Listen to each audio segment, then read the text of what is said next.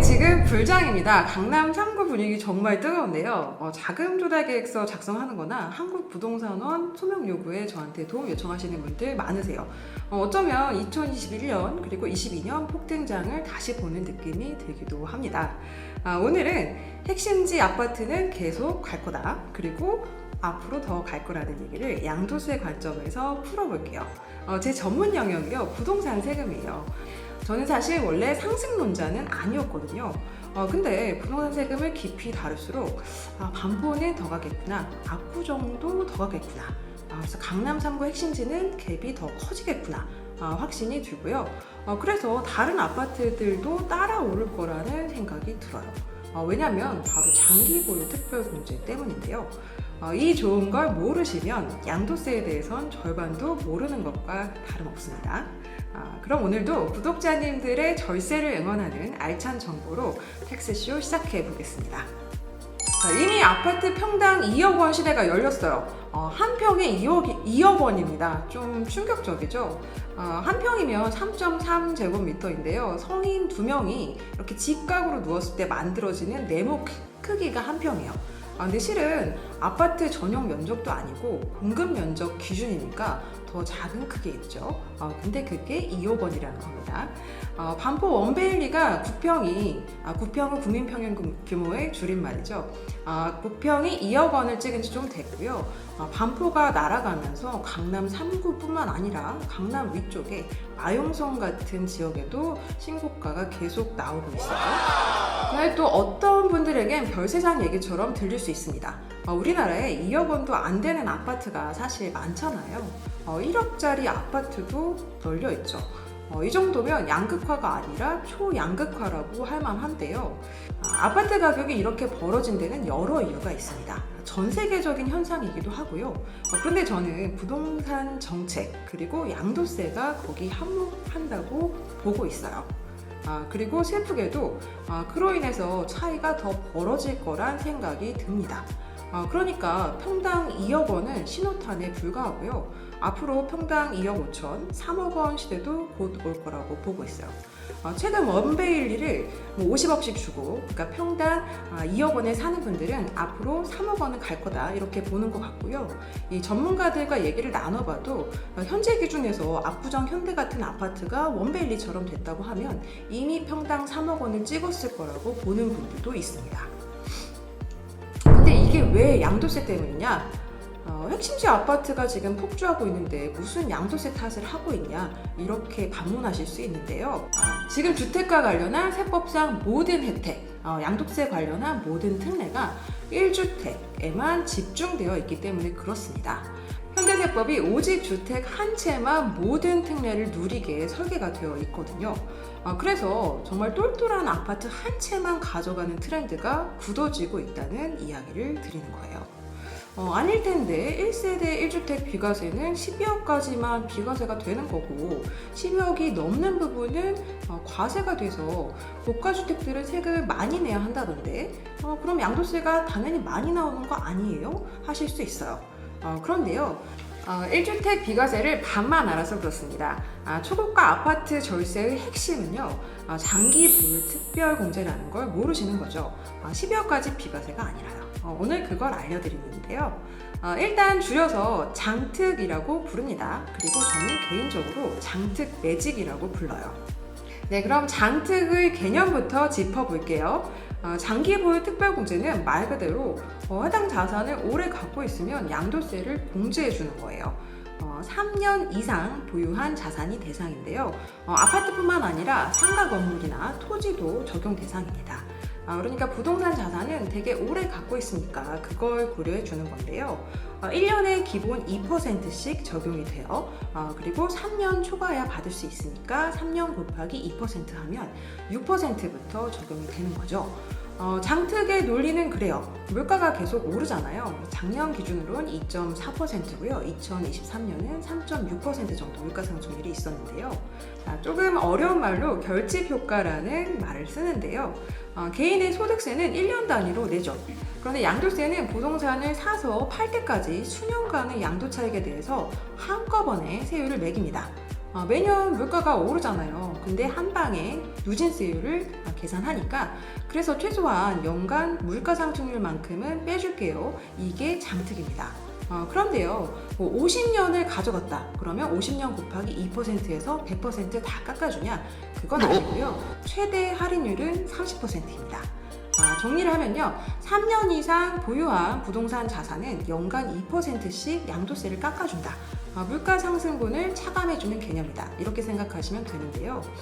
근데 부동산 중 유일하게 주택을 더 해줄 때가 있어요. 바로 실제 내가 보유하면서 거주한 1주택은 장특을 최대 4배까지 해주는데요.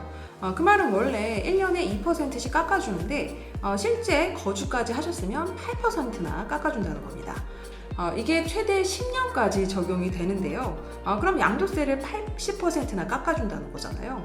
그럼 내가 원래 내야 할 양도세의 20%만 내면 되는 거니까 정말 파격 할인이나 다름없죠.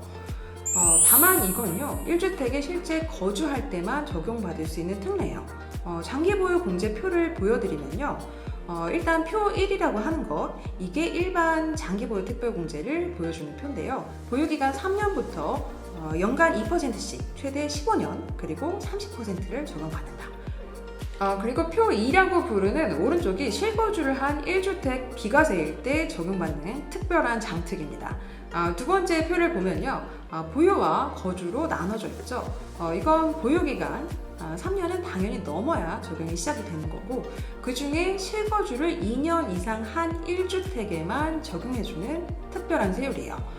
표에서 보듯이요, 보유기간과 거주기간에 각각 4%를 적용해서 합산합니다. 그래서 양도일 현재 내가 1주택인데 10년을 보유하면서 그동안 실제 거주까지 했다. 그러면 양도세를 80%나 할인해 준다는 거예요. 말로는 잘 와닿지 않으니까 실제 계산 사례를 보여드릴게요. 네, 올림픽파크 포레온 24평을 올해 20억을 주고 사서 10년 뒤에 40억에 판다고 가정해 볼게요. 10년 사이에 딱 2배가 된 건데요. 자, 일단 이게 1주택 비과세가 안 되면 양도세가 7억 가까이 나옵니다. 그런데 올해 사서요, 10년 거주를 꽉 채우고 2035년에 같은 가격에 팔았어요. 그럼 양도세는 얼마? 9천만 원 조금 안 되게 나옵니다. 세금 차이가 무려 6억 넘게 나죠. 이게 바로 과세와 비과세의 차이고 장특 매직의 순간인데요. 양도세는 내가 판 가격에서 산 가격을 빼고 거기서 다시 장기보유 공제를 뺀 금액에 세금을 매기거든요. 그런데 비과세가 안 되면 장특은 연간 2%밖에 안 들어간다고 했어요. 그래서 10년 곱하기 2%는 20%를 깎아줍니다. 그런데 1주택 비과세고 내가 실제 거주를 10년 하고 판 거다.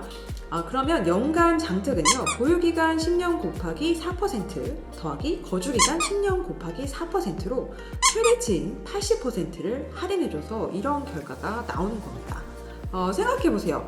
10년간 내가 새 집에서 살고요, 내 집에서 마음 편하게 살았는데 양도세도 6억이나 아꼈어요.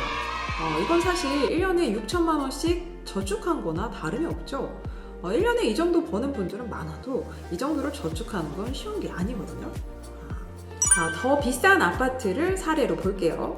원베일리를 올해 50억에 사서 2035년에 100억에 팔았다고 가정해 보겠습니다. 50억을 벌었는데 실제 취득세나 거래 비용 같은 걸 제외하고 나면 45억 정도 차익이 났을 거예요. 이걸 만약에 과세로 팔면 양도세는 18억 원이 조금 넘게 나옵니다. 진짜 애국자시죠? 비과세를 받아도 거주를 안 했다 그러면 양도세는 무려 16억 원을 내야 합니다. 그러나 실제 10년 내내 거주를 하고 판다 그러면요, 양도세가 3억 5천으로 줄어들거든요. 비과세는 12억까지밖에 안 되기 때문에 사실 이런 초고가 아파트에는 효과가 크지 않지만요, 장기보유 특별공제 때문에 그런 거예요. 장특으로 할인되는 금액이 무려 34억 원이거든요. 그래서 양도세는 3억 5천만 원이 안 나온다. 그럼 이분은 사실 10년간 15억, 그러니까 1년에 1억 5천씩을 본 거나 다름없죠. 정말 강력한 혜택입니다. 지난번에 제가 상생 임대 특례를 소개해 드렸거든요. 이게 양도세 역사상 전무후무할 특례라고 단언을 했는데요. 사실 과장이 아닙니다. 왜냐하면 상생 임대 특례의 핵심은 실제로 거주한 적은 없지만 2년 거주한 걸로 봐주는 특례거든요. 그래서 취득 당시 조정지역 주택은 1주택 비과세를 받으려면 반드시 2년 실거주를 해야 하는데 이 상생임대 요건을 만족하면 거주 의무가 없다는 거잖아요.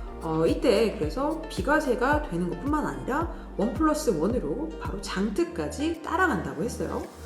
장특은 원래 2년 거주를 해야지 최대치로 8% 공제가 들어가는데요. 상생임대는 2년 거주한 걸로 봐주기 때문에 조금 전 보여드린 장특 공제표 중에 두 번째 표, 바로 표 2를 적용받을 수 있게 됩니다. 다만 이게 거주한 걸로 봐주는 특례지 실제 거주를 한 건 아니잖아요. 그래서 최대치 8%를 적용해 주는 건 아니고요. 보유기간은 그래도 4%로 일반 대비 2%의 2배를 넣어준다. 그럼 실제 이걸 적용하면 어떻게 되느냐? 첫 번째로 예로 든 20억짜리 아파트 올림픽파크 포레원을 다시 보면요. 이게 비과세가 안 되고 과세일 때는 약 양도세가 7억이 나왔어요. 근데 10년 실거주를 채운 비과세는 9천만 원이 나왔죠. 근데 만약에 상생 임대 요건을 맞췄다라고 하면요. 거주를 안 했는데도 양도세가 6억 9천에서 3.1억 정도로 절반도 안 되게 떨어지는 효과가 나옵니다.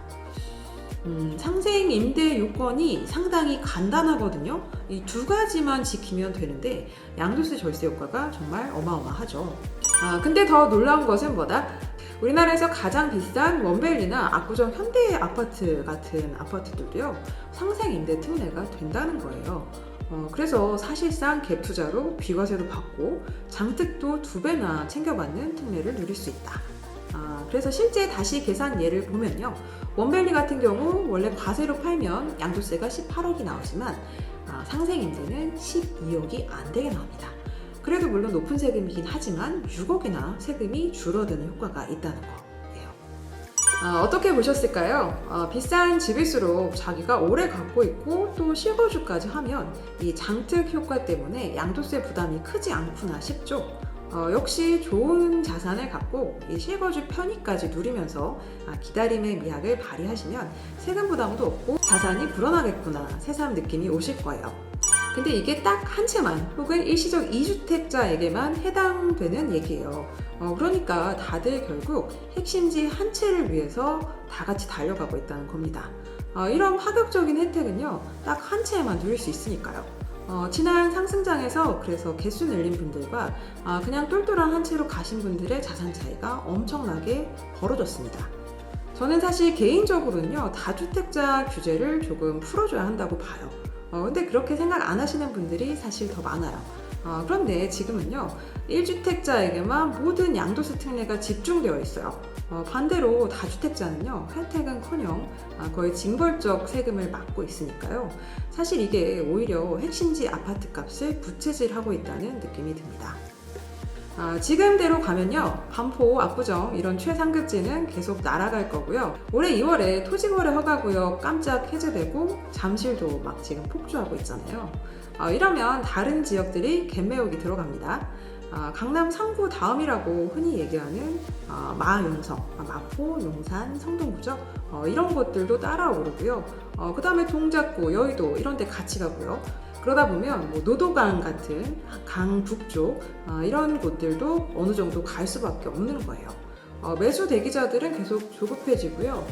물론 핵심지는 더 빠르게 오른다는 차이가 있지만요. 그래서 오늘 결론은요. 내 현재 상황에서 가장 좋은 걸 사는 게 유리하다. 그래야 조금이라도 더 많이, 더 빠르게 오른다. 그리고 실제 거주까지 한다면 양도세는 별로 겁낼 게 없다. 고가주택이라도 오래 실거주하면서 많이 오른 똘똘한 한 채의 양도 차익은 장특 매직 때문에 세금 거의 안 내고 내가 온전히 누릴 수 있다. 그래서 집을 살 때부터요, 혹은 최소한 집을 부동산에 내놓기 전에 꼭 양도세, 비과세 되는지 확인하시고, 그리고 또 그게 아니라면 세금이 얼마나 나오는지도 계산해 보시고요. 비과세를 만들 대책은 없나 한번 전략을 세워 보시고요. 내 자산을 지키고 불려나가시면 좋겠습니다. 양도세는 여러분의 1주택 비과세를 응원하고 있으니까요. 오늘의 텍스쇼는 여기까지입니다.